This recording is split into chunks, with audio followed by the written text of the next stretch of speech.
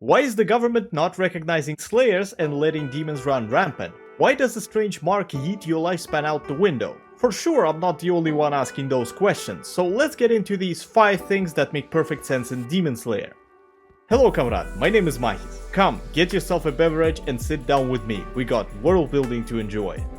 How about we start with our fundamentals? It goes by many names. The toolkit, magic, the hammer of justice used to smite thee for standing in the main character's way, or simply known, powers. There are a lot of shows with borrowed power, like a magical item that grants you stuff, as well as some cosmic energies that come from inside or outside the body. But our show has a very down-to-earth example: breathing. We get a pretty good explanation of how it works. You inhale air, get some oxygen flowing, and boom, you can cut rocks the size of Joe Mama's butt cheeks. Where does the water and other elements come from? I don't know. Still, the basics are on point. It's no secret that proper breathing is an essential part of any exercise, whether you're lifting weights or running like a madman. There are many ways you can inhale and exhale, as dumb as it sounds, each fitting a certain activity. While pumping weights, inhale on relaxation and exhale on exertion. For running, use rhythmic breathing, and so on. It's no wonder Tanjiro needed so much time just to figure that out, not to mention all the advanced techniques like total concentration constant. You may ask, does it really work like that? Well, yes, but actually no. You won't go Usain Bolt all of a sudden, but some divers hyperventilate before submerging. It's hella dangerous, as yes, you do have less carbon dioxide in your body that way, and you don't feel the urge to breathe for a bit. However, you are risking sudden unconsciousness even in shallow water. There is an increase in the time spent underwater for sure, but unless you're a trained professional with backup on land, do not attempt it, I'm fucking serious. While we're on the topic of exercises, can we appreciate the time it takes to achieve something in this show? Our boy wasn't particularly weak at the start, yet he still required the whole 2 years to even attempt to become a slayer. Yes, he passed with flying colors, comparatively. Most of the other contestants died, even that dude after being saved, while Tanjiro only got some dirt on his clothes. The last time I've seen something like that was in My Hero Academia. Deku took a considerable amount of time and rigorous exercising to pull this majestic body off.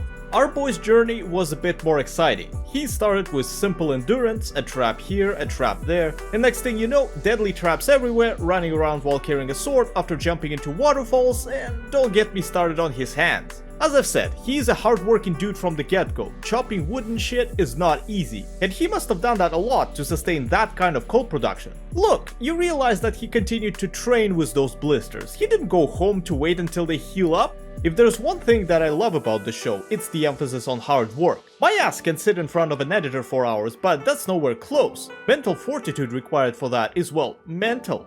The same thing with recovering. I don't have enough fingers on my body to count all the shows where the MC received borderline fatal injuries and walked them off in a few days. A week max. Remember this? Dude got stabbed through the heart and gut. Was basically back to normal overnight. Yeah, put that magic healing shit away. Here on the other hand, our boys take months to heal in a dedicated facility, with constant care, moral support, and protein powder. Just look at these beefcakes. So what's the deal between the government and the Demon Slayer Corps? As I've said in my previous video, there is a difference between not knowing and not recognizing. I'm now convinced, thanks to many of your comments and thinking on the matter, that Japan is actively ignoring both slayers and demons. Firstly, let's get a grasp of the situation they were in. The story takes place during the Taisho period, July 1912 to December 1926, which is basically pre-war World War I or post-war time. I'm thinking this has to be post-war, so I'll base my assumptions on that. The world around them is messed up, while Japan is experiencing industrial and economical boom. However, even though the sun rises over there, it doesn't always shine, and the political instabilities overwhelm the place, with demonstrations, unjust elections, and even political assassination. Shit's fucked up! So you can already see that demons eating people on occasion is not going to be high on their list of priorities. Add the fact that some dudes are not only cosplaying as samurai, but also fighting them with some success, the government doesn't need to do much about it. That's not all. There are other countries out there, and since Japan is no longer a small indie company, but a big five instead, it attracts a lot of attention. Japanese people are culturally not the ones to ask for help, nor show themselves as weak. Thus, they can't possibly admit that they have a demon infestation going on. It's basically saying, we have a problem that we can't deal with. Moreover, the neighboring countries will be interested in these very much real Oni as core members and their superhuman abilities. Bolstering one's defenses with some immortal demons or immoral slayers is a wet dream for people who just went through a devastating conflict. Last but not least, if the government proves to be too pushy or Japan is no longer too safe to live in for a smooth criminal, he'll just dip. China is across the water, more people, dense population, a lot of remote areas. It won't be out of character for him to do so. Not to mention that if the authorities were to hunt demons, it would have made him even smoother, making the Slayer's job much harder and endangering more people. Now, let's talk about the Slayers for a bit. Yes, they have a common goal. Yes, they know pain, but have you seen how they treat each other and behave in general? They're a bunch of dicks. Some nice, but mostly dicks. You can say Shinobu is good, Giyu is alright, Kaguya is basically white Jesus. Hate to break it to you, he was Middle Eastern, here where Nazareth is. And you're right, except for Tamioka, who's just built different, those nice people were either from a decent family or had meaningful connections with a number of people. Basically who developed social skills, because fuck it, I'll say it as it is. Most Slayers are solitary hunters who do their thing and occasionally come together. Think of them as big cats, cougars for example. Sure, they have been raised by another cat, but they go solo at some point and meet mostly when it's time to multiply without a calculator.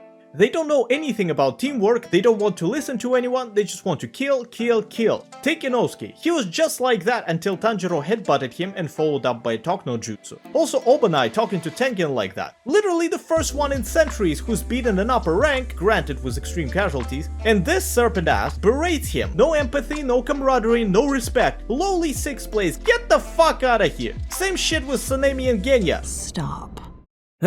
What I'm trying to say, the reason the Slayers haven't been able to make any progress in defeating Muzan is partially due to them not working as a team. True, they are united by the organization, but there is no unity inside. Everyone is doing their own thing, and only when the plot almighty sends them the main character, shit starts to happen. First it's the trial, then it's the 6th defeat, Swordsmith's village, etc, etc. Guess what has changed? Teamwork starts to happen thanks to Tanjiro leading by example. Demons didn't get that memo, so they pulled a teenage horror movie move by splitting up. Daki and Gyotaro literally had built-in immortality, they still fucked it up. Wait, does that mean that Demon Slayer is a power of friendship type anime?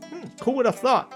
However, this is not everything that our boy has brought to the table. A curse mark, Demon Slayer mark is a type of pre-installed update in your body that you can unlock after meeting specific conditions. Anime watchers may stop the video now as some minor, story-unrelated manga spoilers are coming in relation to this performance enhancer.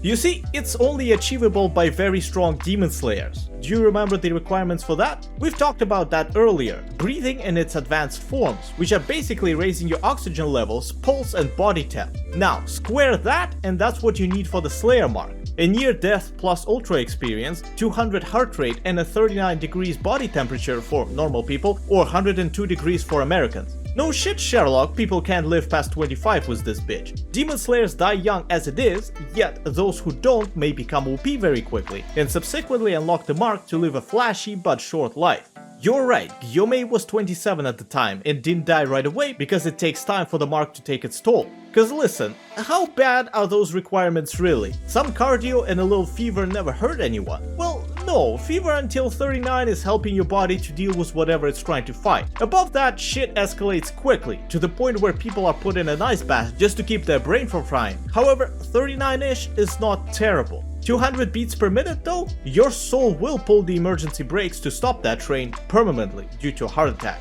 Remember, we're talking about maintaining that for an entire fight, which may as well take from dusk till dawn. Yes, these motherfuckers are ripped and ready to tear, but no amount of training will help you argue with Mother Nature. It's totally believable that their heart will fuck off in a few years after doing so much overtime. As you can see, I can not only make fun of the Demon Slayer, but also enjoy it as well, and I hope you do too. It was I, Mikis, appreciating the show into the microphone. Have a great, whatever time of the day you have. Until next time, cheers.